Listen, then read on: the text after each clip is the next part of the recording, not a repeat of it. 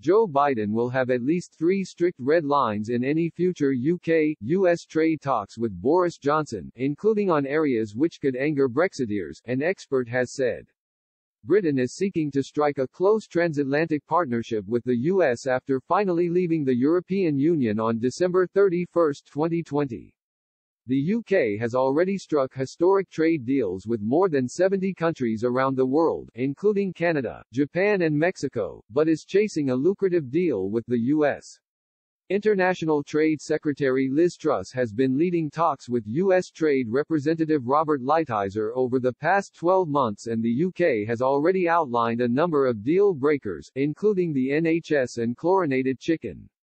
Former foreign policy advisor to the UK and EU, Ben Harris-Quinney, says the Biden administration is set to bring a number of new demands to the negotiating table.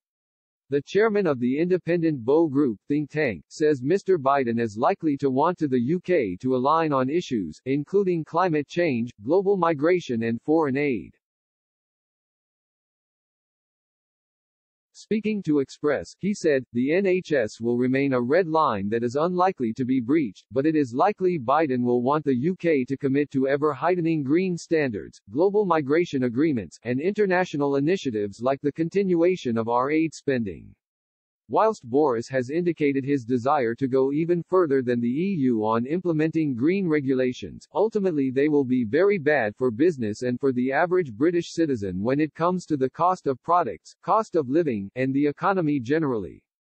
The UK will host the United Nations Climate Change Conference in Glasgow later this year, and the government has already committed to cutting greenhouse gases by 68% by 2030 and net zero by 2050.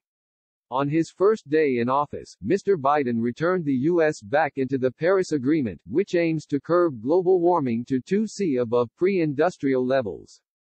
Mr. Harris-Quinney has issued a warning for the Prime Minister and claimed the UK did not leave the EU to enforce more regulatory red tape around green issues and to open up borders to the rest of the world.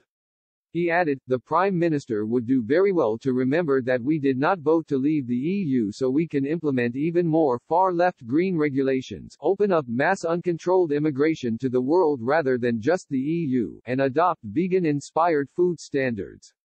We didn't roll back the frontiers of the leftist EU only to have the same establishment globalist thinking forced upon us at a national level.